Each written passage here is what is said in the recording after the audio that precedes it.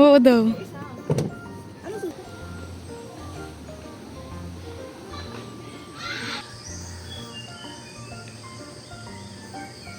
Di ko alam ako, sobrang bored talaga namin kaya napabook talaga kami ng staycation.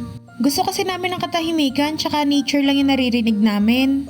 Pero bago yon, namili muna kami ng magiging foods namin doon sa camping site. Syempre, bibili kami ng hotdog tsaka mga chichirya kasi hindi rin namin nakain kasi nakain ng mga alaga doon. Bumili na rin kami ng mga magiging inumin namin doon. For the tipid niya yung mga person. Kasi biglaan talaga yung pag-book namin doon sa may hidden campsite. Sa may indang nga lang pala yon. Dahil medyo malaki yung bill namin, meron nga palang pinafilapan si Pure Gold sa amin. Malay nyo naman, manalo kami doon kasi medyo swerte din talaga yung nag-fill up nun sa amin. Ayan, for the late na nga mga person, dapat 7 PM nandun na kami.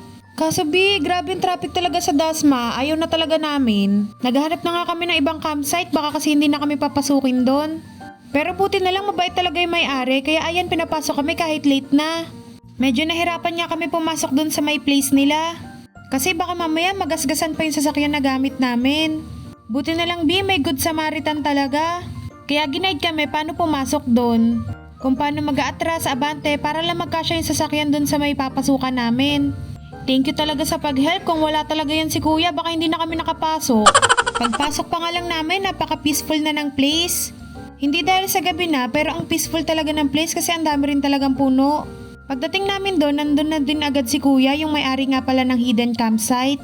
Syempre, for the bayad ng mga person bago pumasok.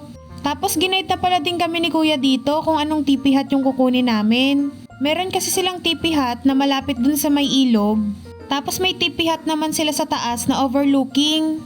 Yung kita nyo talaga yung buong place pag dun kayo nagstay. Pero yung tipi hut na pinili namin, syempre yung malapit dun sa may batis. Tsaka malapit rin pala siya dun sa may bonfire.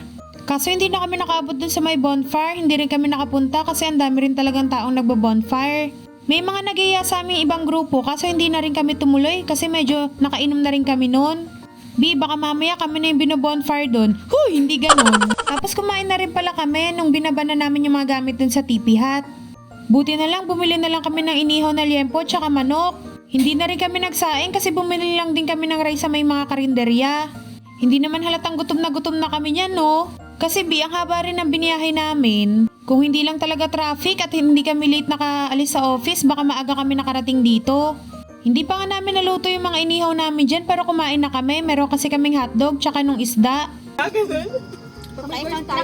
For the enjoy pa nga yung mga kwentuhan namin habang kumakain. May part 2 pa nga pala tong vlog na to. Yun lang sa araw na to. Salamat sa pananood. Thank you. Bye-bye.